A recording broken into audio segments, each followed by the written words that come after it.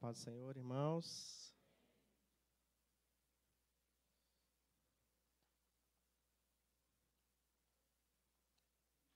Que você curvasse sua cabeça neste momento para orarmos ao Senhor. Senhor, nós somos gratos porque é pela Tua misericórdia que nós estamos aqui. Tudo que tem sido feito, o que nós temos entregue ao Senhor e também aquilo que nós temos recebido, nós cremos que é com um propósito e nós clamamos a Ti para que a Tua presença, a Tua palavra, o Teu Espírito continue falando ao nosso coração. Ó Deus, que estejamos abertos, sensíveis à voz do Teu Espírito. Que a Tua palavra, ó Deus, ela seja viva em nossos corações, de modo que produza a mudança que o Senhor quer. Que todos nós, sem exceção, venhamos ser ministrados pelo Senhor. Eu te peço que o Senhor haja sobre a nossa mente, sobre as nossas famílias, sobre a nossa casa. Ó Deus, que o Senhor haja no nosso meio de maneira sobrenatural e poderosa. Fala também com aqueles que estão assistindo, seja ao vivo, seja no momento posterior. Ó Deus, que a Tua palavra fale, porque nós queremos, precisamos, ansiamos e confiamos que o Senhor não nos desampara. Por isso nós estamos aqui, ó Pai, crendo no Deus Todo-Poderoso, em nome de Jesus. Amém. Quem viu a chamadinha que eu mandei?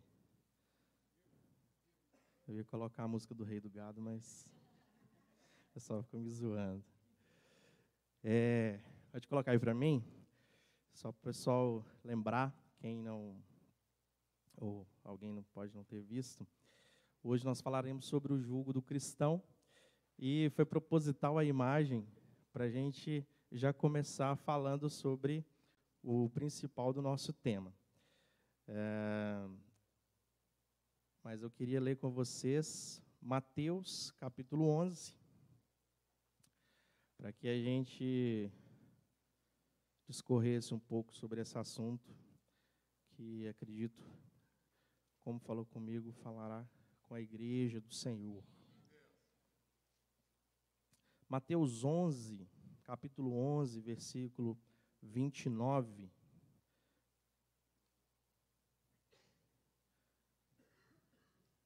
Eu vou reforçar a parte A do versículo 29 e também o versículo 30. Diz assim a palavra do Senhor: Tomem sobre vós o meu jugo e aprendam de mim, pois sou manso e humilde de coração, e vocês encontrarão descanso para as suas almas. Porque o meu jugo é suave e o meu fardo é leve. E como eu disse, eu vou reforçar a parte A do versículo 29, que é: tomem sobre vós o meu jugo, porque ele é suave e o meu fardo é leve. Nessa passagem, Jesus convida os seus seguidores, aqueles que andavam com ele, a tomar um jugo. E adiciona alguns pontos interessantes, falando que o jugo é suave, né, e o fardo é leve. Mas de que Jesus estava falando? Porque o jugo é aquilo que a gente viu ali sobre os bois, né? É algo que é utilizado na tração animal e serve para que aquela união dos animais faça com que eles carreguem algo dividindo uma carga, chamada de fardo, né? Então, isso pode ser uma charrua ou uma relha, que vai, talvez, carregar algo pesado ou simplesmente arar uma terra, né? Então, a relha ela vem rasgando a terra para que haja uma semeadura. E interessante Jesus usar esse exemplo no meio de uma ministração aos seus discípulos, né? Porque é um tipo de trabalho, mas era algo muito comum na agricultura, né, que naquela época era bastante forte. E hoje nós temos outros tipos, né, de trabalho que são realizados, mas ainda é bastante utilizado, né? Inclusive, em vários locais, é a própria força humana, né? Mas essa tração animal, ela sempre foi utilizada no decorrer dos anos, né? E esse tipo de trabalho, ele é feito por animais porque os animais eles se adaptam bem em vários tipos de terreno, em vários tipos de clima, né? Então, quando você coloca um animal para fazer esse trabalho de puxar alguma coisa, um peso, ou para arar a terra, eles têm um tipo de adaptação, lógico, conforme os tipos de animais, né?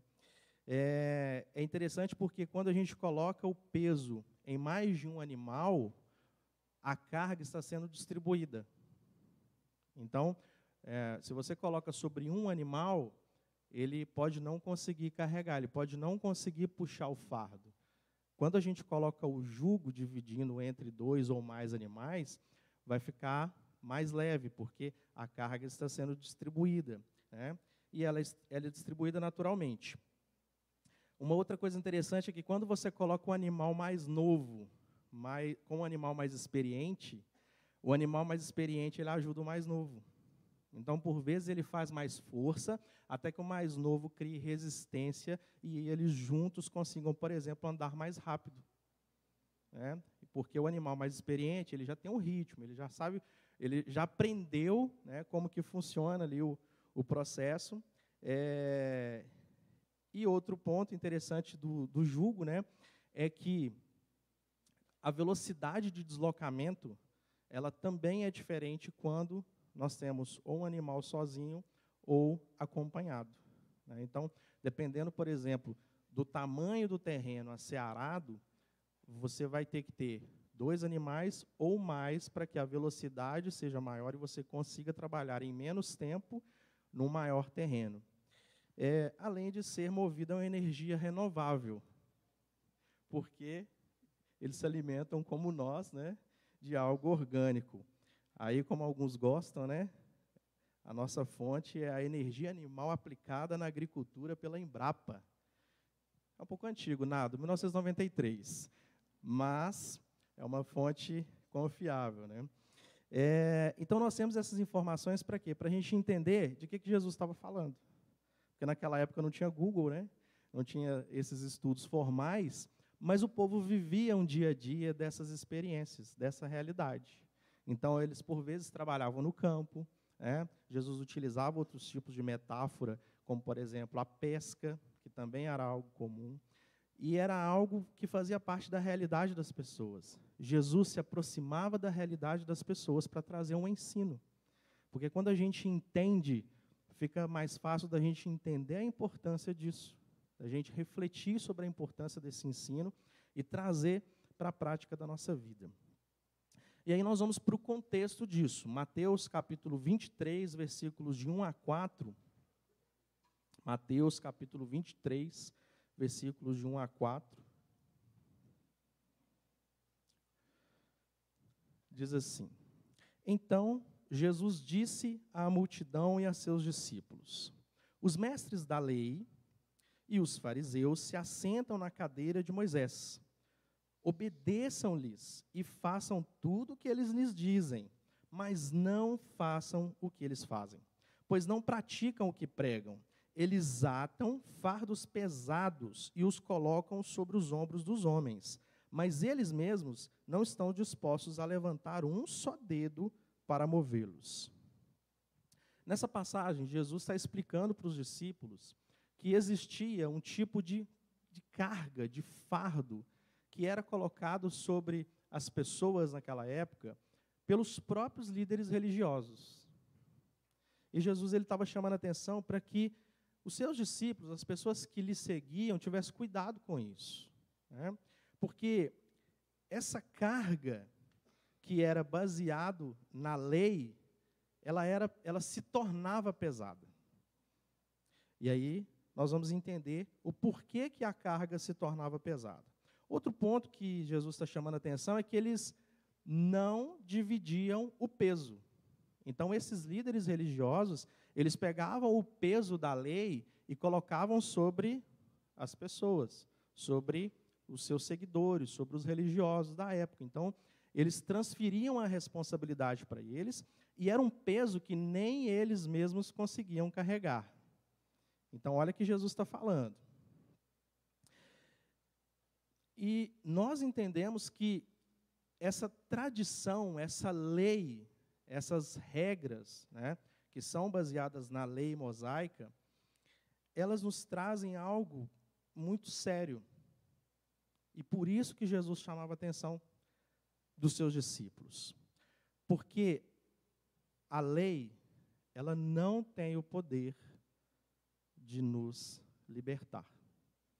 Quando nós usamos as regras como forma de sermos livres, nós tomamos um peso para nós muito grande. Por quê? Se você tem muito pecado, você vai ter que pagar um preço muito grande. Imagina se para cada pecado a gente tivesse que fazer alguma coisa. Imagina se para cada erro que você cometesse, você tivesse que tomar uma chinelada. Talvez, né, pagar alguma coisa. E por isso que Jesus estava chamando a atenção que quando nós queremos fazer uma justificação conforme a lei, isso vai se tornar pesado, porque nós somos pecadores. Então, isso é um trabalho que é interminável, né? E Jesus está chamando a atenção para isso. Vamos ler também Atos 15, versículo 10. Atos, capítulo 15, versículo 10. Então, por que agora vocês estão querendo tentar a Deus, impondo sobre os discípulos um jugo que nem nós, nem nossos antepassados conseguimos suportar? Novamente, nós vemos aqui a palavra jugo sendo associada a um peso da lei. E nessa passagem aqui, nós temos um discurso do apóstolo Pedro, baseado em uma discussão que ocorreu, onde alguns líderes cristãos estavam tentando trazer de volta a lei para os cristãos. Então, alguns líderes queriam que os cristãos fossem, por exemplo, circuncidados. Então, Pedro ele precisou reunir os apóstolos, reunir os discípulos e falar assim, o que nós vamos fazer com isso aqui? Porque as pessoas vão ter que circuncidar ou não? E aí, né, dessa discussão, nós temos como resultado o concílio de Jerusalém, né, onde o apóstolo Tiago ele traz uma carta informando qual eram as bases dos princípios cristãos, os principais, e eles definem que não existe nada que possa pagar pelo pecado que não seja o sacrifício de Jesus.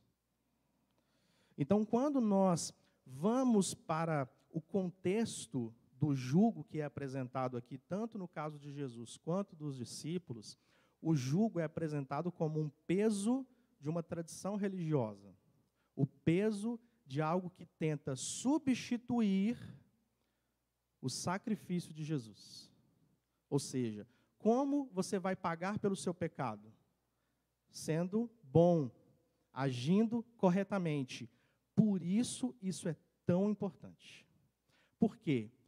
Nós não podemos, em hipótese alguma, achar que nós mesmos podemos pagar pelo nosso pecado. E quando nós não entendemos isso, nós vivemos uma vida tentando nos justificar diante de Deus. E isso se torna um peso. Nós não entendemos que o preço já foi pago.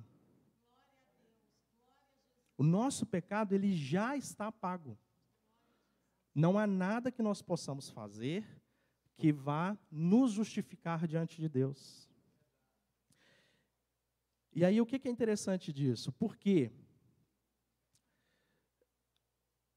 na igreja, nós vemos, naquele momento ali na igreja primitiva, que havia uma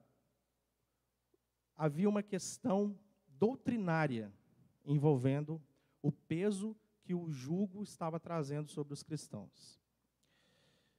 E, em alguns momentos, nós vivemos desafios na igreja atual, onde nós achamos que a nossa vida de cristão é pesada.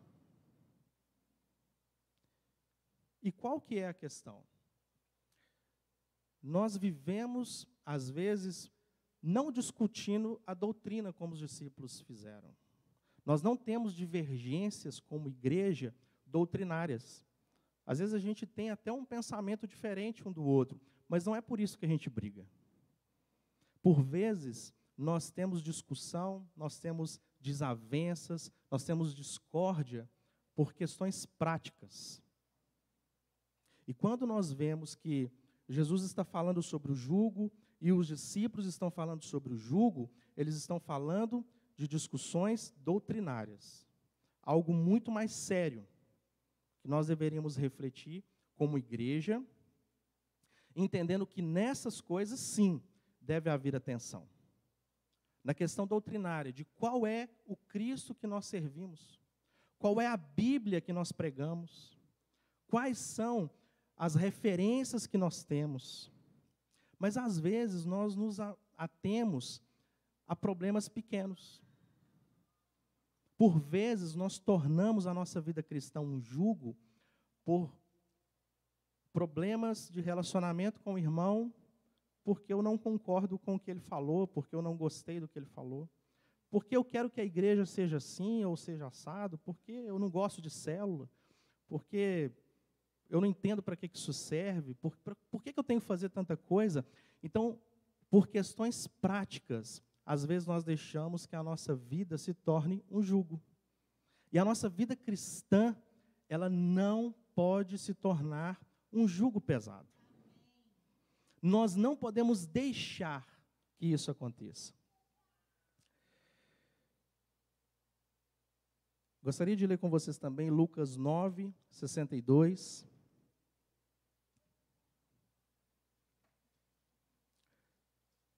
No livro de Lucas, capítulo 9, 62, versículo 62, Jesus diz o seguinte: ninguém que põe a mão no arado e olha para trás é apto para o reino de Deus.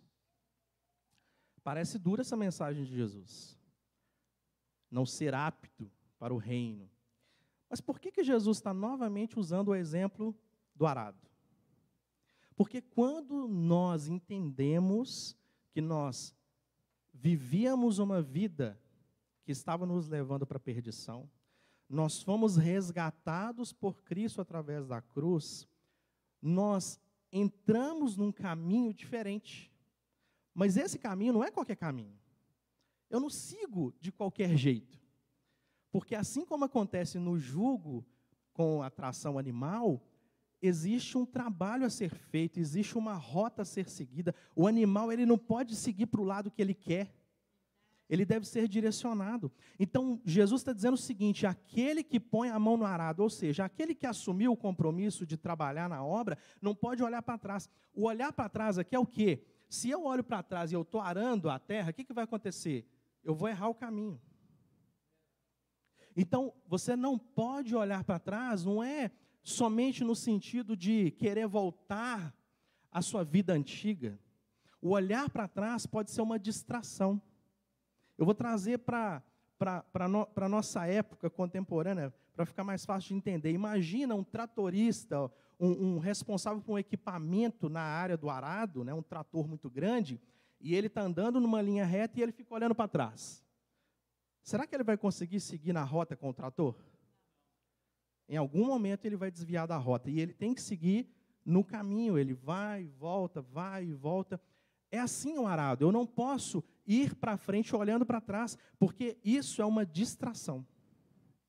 E por vezes nós, como cristãos, não estamos abrindo mão da nossa responsabilidade como cristão, mas nós estamos olhando para trás e distraindo. E o problema da distração, como Jesus diz, é que o serviço é prejudicado. E nós temos um compromisso com esse serviço. Quando nós realizamos a obra do Senhor sem entender o quanto essa obra é importante, e eu vou dizer, o quanto nós somos úteis, nós incorremos no risco de fazer a obra da forma errada. Então, se está o Clênio arando aqui, o André arando aqui, a Cida arando aqui, e o Clênio olhar para trás, ele vai atrapalhar o André. Só que ele não vai atrapalhar só o André, ele vai atrapalhar a Cida também, porque o André vai ter que sair fora do Clênio, que está olhando para trás. Então, qual que é o nosso cuidado enquanto nós estamos num serviço ao Senhor juntos? O olhar para trás não atrapalha só você. O olhar para trás atrapalha a obra. Então, nosso cuidado, quando nós assumimos um jugo juntos, é que nós precisamos caminhar juntos. A obra é a mesma. A obra não é da pastora Gláucia. A obra não é do pastor Valber. A obra não é da pastora Luciana. A obra não é da pastora Marilene, nem do pastor Alain, nem do pastor Felipe. A obra é do Senhor.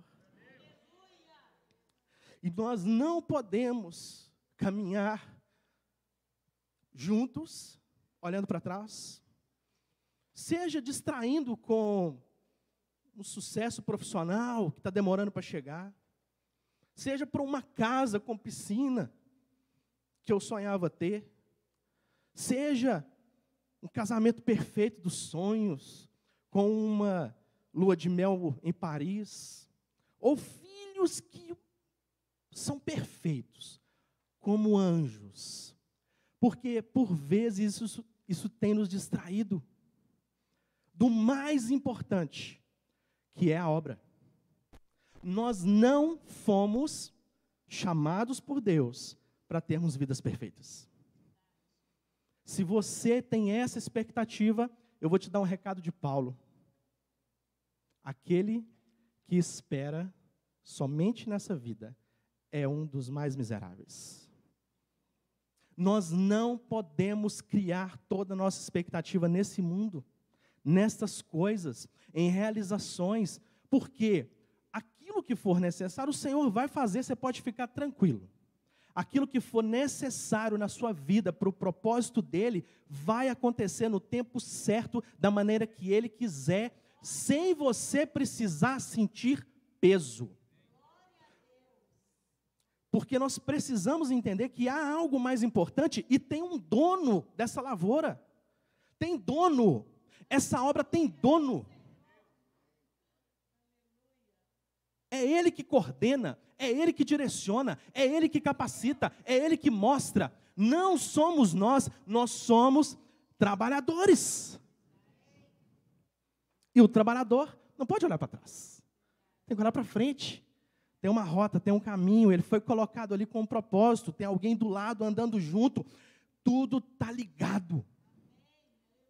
Mas quem coordena é o Senhor, a obra é dele. Aí vamos para o processo. Mateus 11, vamos voltar, versículo 28.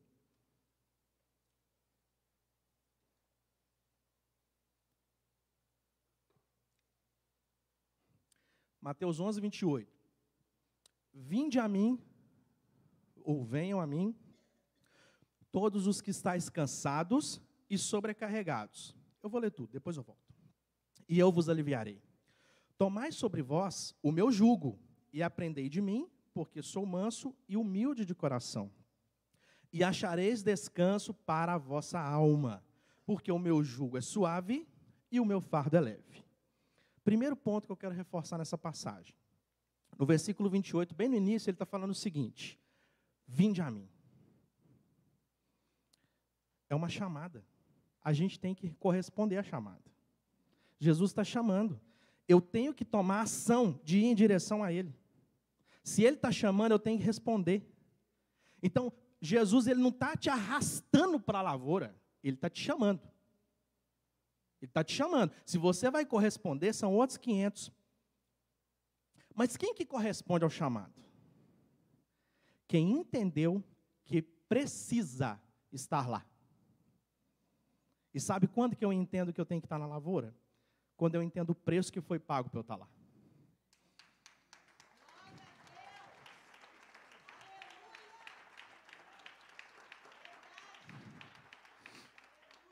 Jesus não chama todo mundo para a lavoura. Ele chama aqueles que foram escolhidos para estar lá. E nós precisamos entender que foi pago um preço para você estar lá. Você não está lá de graça, não. Você não está nessa lavoura porque você é bonito. Você não está na lavoura porque não tem mais ninguém para fazer. Você está na lavoura porque Jesus te escolheu. Ele olhou para você e falou: eu te quero. Então, vinde a mim, é o seguinte, eu estou te chamando, venha.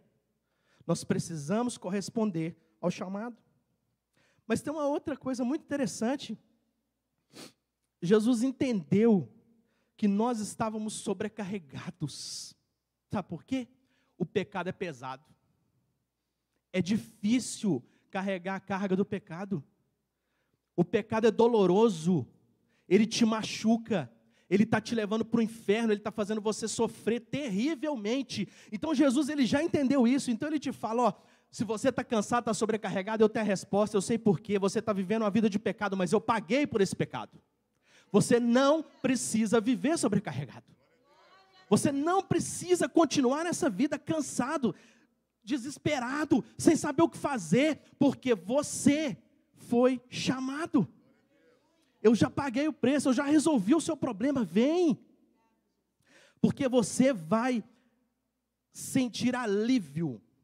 E aqui as palavras, algumas versões não diferenciam, mas no original diferencia. Você vai receber alívio. Sabe o que é receber alívio? É você estar passando por uma situação muito difícil, sabe? Hoje em dia é normal, você tem uma conta difícil, você não vai conseguir pagar. Aí pinga um dinheiro na conta, o que você sente na hora? Que alívio. Não é? Ou então, você está fazendo um esforço muito grande. O carro acabou a bateria. Câmbio manual, gente. Câmbio automático não faz isso, não. Aí você vai empurrar. Aí você está empurrando. Na hora que pega no tranco e o carro vai, o que você sente? Ai, alívio, pegou. Isso é alívio. É um momento que você está passando, está pesado, está difícil, e você se sente aliviado. É isso que Jesus está falando. Quando você vem, quando você corresponde, é na hora você sente o alívio, porque você está justificado. É retirado o peso do pecado. Você sente alívio porque você não está mais sobre o peso, o fardo do pecado. É isso que é alívio. Então, quando nós efetivamente nos arrependemos, e a professora Débora falou isso no Descubra, nós sentimos que nós não estamos mais sobre esse peso. O arrependimento genuíno, através da obra do Espírito Santo, gera isso. Então, quando eu estou livre, alívio, mas vamos continuar. Aí ele fala, e sentireis alívio, tomai sobre vós o meu jugo. Opa, mas jugo? Porque quando eu correspondo, eu assumo um compromisso. Eu não posso me valer do sacrifício de Jesus e achar que agora está tranquilo. Então agora não preciso fazer mais nada, ele já pagou, né? Então, acabou, resolvido. Estou indo para o céu, então não preciso fazer mais nada. Na mesma passagem que Jesus diz que nós devemos ir até Ele, Ele já indica o compromisso. Tomai sobre vós o meu jugo e aprendei de mim. É um processo. Você recebe o alívio porque você não está mais sobre o peso do pecado. Mas a partir do momento que você entrou no serviço, você está ali, ó, o animal mais jovem, menos experiente, tem que aprender. E aprender de quem? Do dono da obra. Ele vai instruir, aprendei de mim. Jesus está falando, aprendei de mim. Eu sou a referência, olha para mim. Não olha para o pastor Felipe. Olha para mim. Jesus está deixando clara a mensagem. O compromisso não é com a Igreja Batista Peniel Shaddai, é com Jesus. Então, se você acha que você está... Remedinho, como diz o Adriano. porque sou manso e humilde de coração. Então, quando nós assumimos o compromisso, é uma caminhada com Jesus. É diferente. Se eu não entendia, eu vou entender. Se estava escuro, ele vai clarear. Se eu não sabia, ele vai ensinar. Se eu não dava conta, ele vai caminhar comigo. É diferente. Mudou. E achareis o quê? Descanso. Porque o Senhor é recompensador daqueles que o buscam. Então há recompensa, há promessa de um descanso. E sabe por que o Senhor promete isso? Porque gera confiança nele. O Senhor, ele não volta atrás. O Senhor, ele não peca. Ele não fica devendo. O que ele fala, ele cumpre. Então, se ele prometeu que nós teremos descanso para a nossa alma, é porque virá o descanso. Mas o descanso é depois, porque eu já tive o alívio, que é o mais importante. Para nós vivermos na lavoura, no serviço, na obra, o que é mais importante é o alívio, é ser livre do pecado. Não é viver em paz, como se não houvesse nada a ser feito. O Senhor está trabalhando em nós, o Senhor está nos aperfeiçoando e nos usando para alcançar o descanso ainda vai vir. Nós não podemos achar que nós vamos viver o descanso agora. Porque alívio é uma coisa, necessário, Deus te dá, te livra do peso do pecado. Mas o descanso é posterior, você vai desfrutar do descanso na hora certa, no momento certo. Nós não podemos confundir a ordem. Nós entendemos que o Senhor, ele está dando alívio e descanso, ou seja, o Senhor me resgatou, agora sentei aqui e acabou. Tranquilo. A obra está pronta. Eu te pergunto, a obra está pronta? Os campos estão brancos. Está precisando é de trabalhador. Está precisando é de trabalhador. Porque os campos estão brancos, estão prontos, está na plenitude para a colheita. E o que nós estamos fazendo? Nós estamos descansando.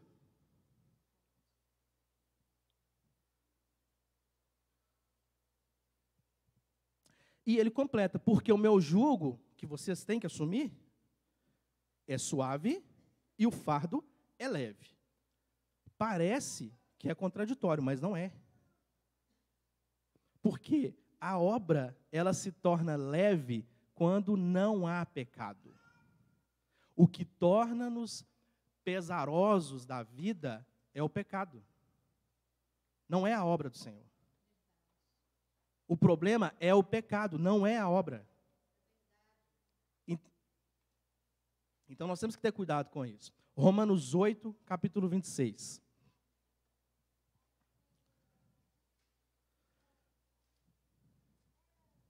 E nós vamos entender por que não é pesado. Romanos 8, 26. Eu vou ler só a parte A. Deixa eu ver. Só a parte A. Da mesma forma, o Espírito Santo, nos ajuda em nossa fraqueza. Então, o que o Espírito Santo faz? Ajuda. Ajuda é no sentido de quê? Da assistência. O original grego é uma palavra bem difícil. O Luciano Subirá usa muito nas suas pregações. Ela chama sunatilambanomai. Olha que interessante essa palavra. Não por causa dela em si, porque ela é difícil mesmo, mas por causa do significado. Sabe o que significa ajudar no original grego? Trabalhar junto. Significa pegar alguma coisa junto com alguém. Por isso não é pesado. Porque você não está sozinho. Deus não te deu uma obra para carregar sozinho. Ele te deu um jugo para dividir com você. Quando você divide o jugo com o animal certo, fica leve.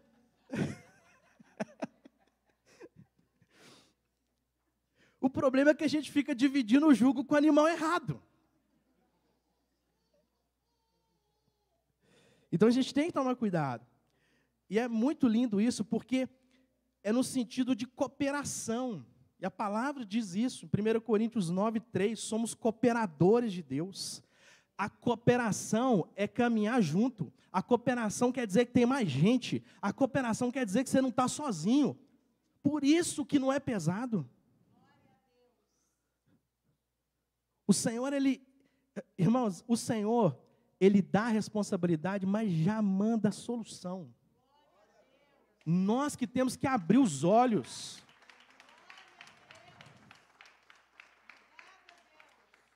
E não é substituição. A substituição é na cruz. A substituição é o pagamento pelo nosso pecado. Aqui não. Aqui cada um toma o seu jugo. Toma a sua cruz, é você. É seguir no sentido de ir. Né? Então, ou seja, não é Jesus que vai pegar o jugo e ir sozinho. Somos nós. É cooperação. É junto. Porque tem gente que acha que Jesus tem que fazer a obra inteira.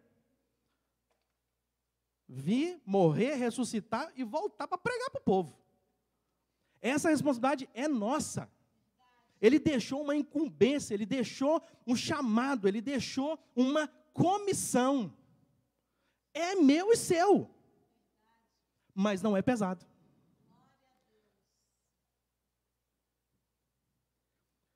Primeira João, capítulo 5, versículos 3 e 4.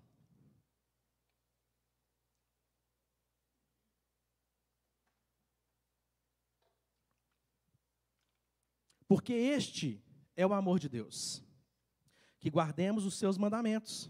Ora, os seus mandamentos não são penosos, porque todo que é nascido de Deus vence o mundo, e esta é a vitória que vence o mundo, a nossa fé.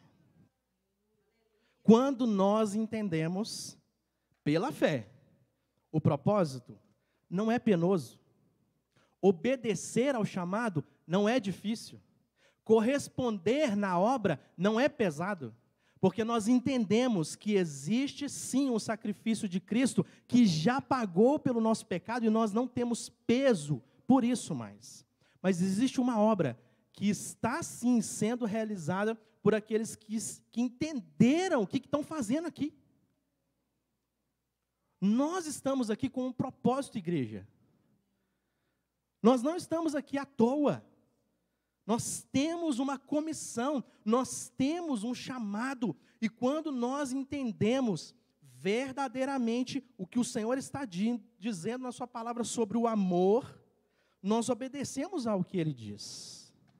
Isso é o amor. Guardar o mandamento.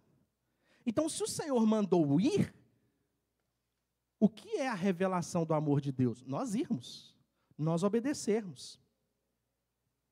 E por vezes, o mundo vai armar armadilhas. Como eu disse, distrações. E nós não podemos, irmãos, sermos ignorantes. Nós temos que trabalhar sim. Tem que estudar. Tem que conquistar aí a sua casa, seja alugada, seja própria. Você tem que ter um lugar aí, um guarda-chuva aí. Tem que preparar para dar educação para esses moleques que você botou no mundo. Aí aqui é caro. Isso é normal.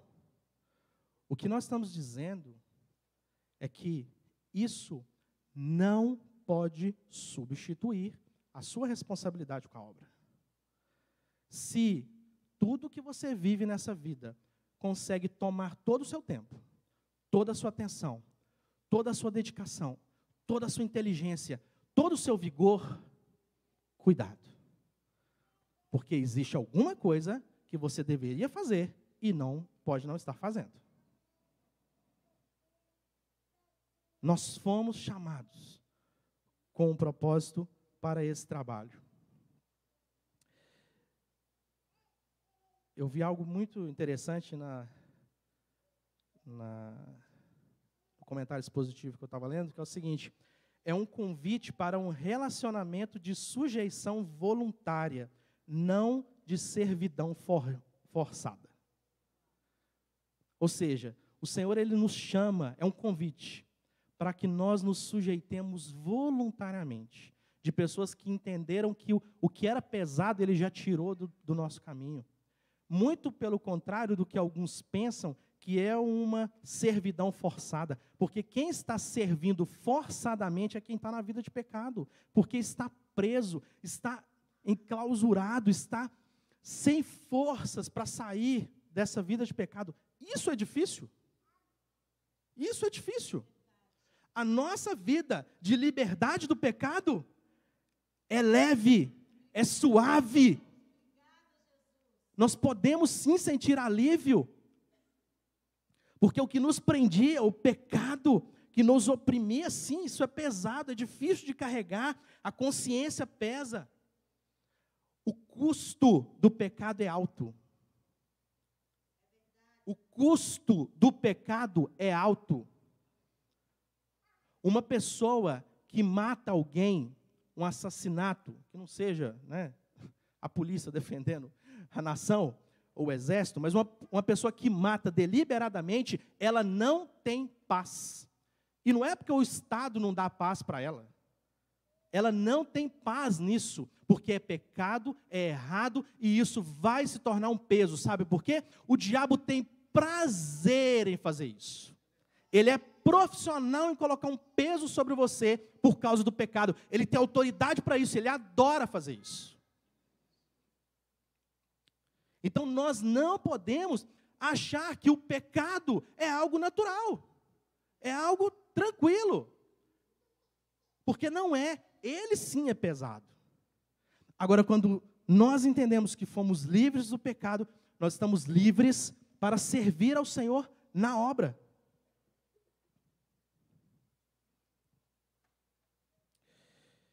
Pode colocar para mim o último slide? O jugo, ele fala de mesma direção.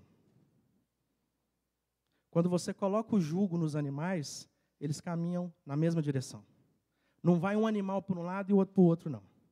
Então o jugo fala de mesma direção. Mas o jugo fala também de um esforço. Porque um animal não pode ficar parado enquanto o outro está arrastando ele, o fardo, o jugo e todo mundo. O animal tem que reagir, tem um esforço a ser feito. E o jugo fala de não estar sozinho. Você não está sozinho. O Senhor, Ele não te deu um fardo para você carregar sozinho. Se está pesado demais, meu irmão, não foi o Senhor que te deu. Se você está se sentindo pesado demais, não foi o jugo do Senhor, porque o jugo do Senhor é leve e suave. Porque o mais importante Ele já fez, Ele te deu o alívio do perdão dos seus pecados.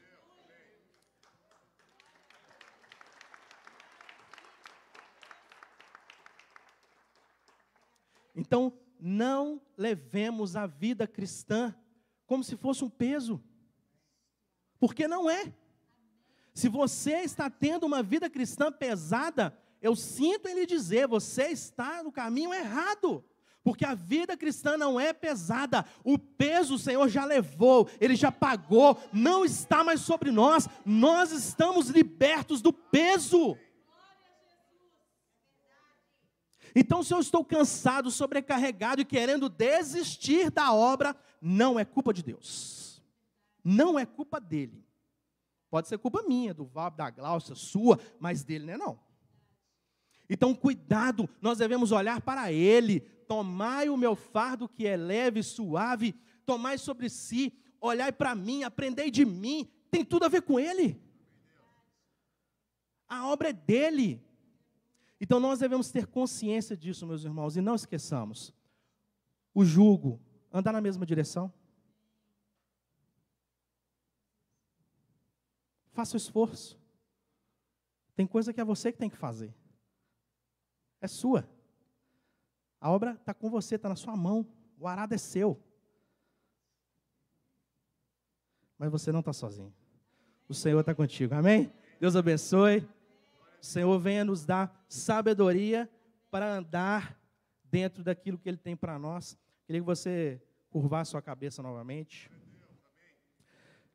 Senhor, nós te agradecemos, ó Pai, que o Senhor venha, pela tua misericórdia, abrir os nossos olhos, para que em nada nós queiramos voltar para a vida antiga. Que nós venhamos tomar esse jugo, ó Deus, com discernimento, entendendo o que a gente está fazendo, entendendo a importância, entendendo o tamanho da obra, entendendo o resultado, entendendo que nós já temos alívio e que nós andamos em direção a um descanso em Ti, uma paz em Ti que só o Senhor pode nos dar. Ó Deus, não nos deixe andar como ovelhas desgarradas. Não nos deixe andar, ó Pai, desesperados, desanimados, ansiosos pelas coisas dessa vida, desesperados por situações desse mundo, mas que nós venhamos olhar para o Senhor, autor e consumador da nossa fé, e confiar que aprendendo do Senhor, tomando sobre nós o Teu jugo, nós caminharemos leve. Não haverá nada que irá nos parar. Nós iremos caminhar como igreja, como servos, nós iremos caminhar em direção à visão, ao propósito. Ó Deus, que o Senhor dê novo olhar, nos faça caminhar juntos, não nos deixe sentir sozinhos. Ó Deus, em nome de Jesus, que nós vamos entender o valor dessa obra, Pai. A importância de almas para o Senhor, e que essa comissão é nossa, em nome de Jesus. Teu amor, ó Deus Pai, a graça salvadora de Jesus Cristo, e a comunhão e a consolação do Espírito Santo, esteja com a igreja do Senhor, agora e eternamente, em nome de Jesus. Vão em paz.